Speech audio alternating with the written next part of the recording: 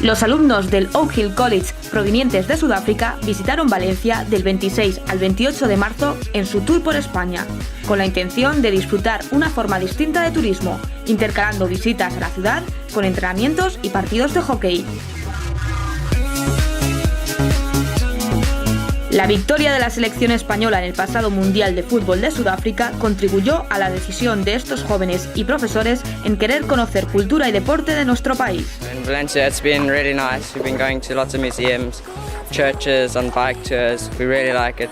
We said we must come to Spain, so here we are, and of course Spain won the World Cup in South Africa, so this is to come and see it. But mainly just to grow our hockey. It's a pre-season hockey tour for us, so and also to see your culture and meet lovely people.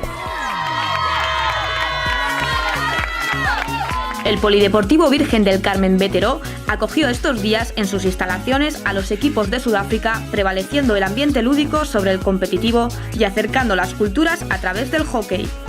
The hockey's very good. What I found was you've got some little kids that look about 9 years old that can play hockey very, very well. So, we've learned a lot. We've seen some very good skills. And at this stage I'd like to wish Spain good luck in the Olympics. Los visitantes se enfrentaron a los clubs del Valencia, Saloc y Giner de los Ríos en diversos encuentros, donde todos disfrutaron de la experiencia de jugar contra equipos de otros lugares.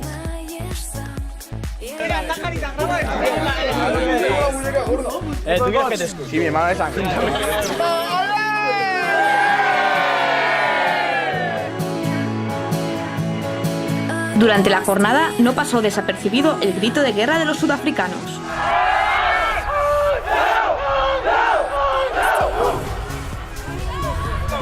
Y por si eso fuera poco, amenizaron la grada con sus cánticos.